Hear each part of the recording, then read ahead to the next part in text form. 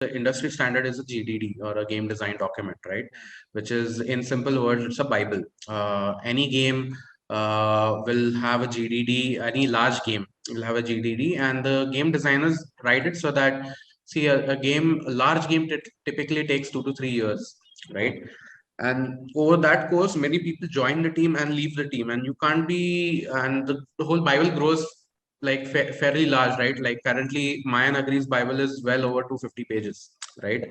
Okay. So every time someone joins in, it's a very simple way for us to tell people what has been done so far and what are we going to be working on, right?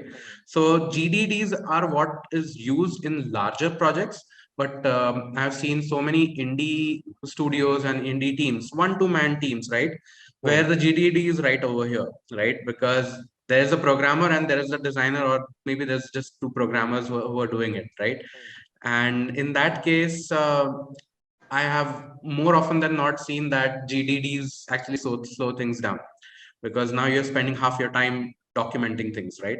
Yeah. And documentation is only as good as it's up to date, right? Because game design is an iterative process. Every time you change something, right? Okay, we just added double jump because we thought this bug would be a nice feature, right?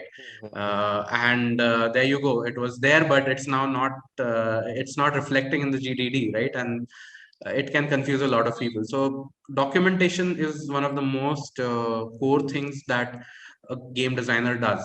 It's one of the most boring part of his job, Yep. but it's also the most important parts of his job.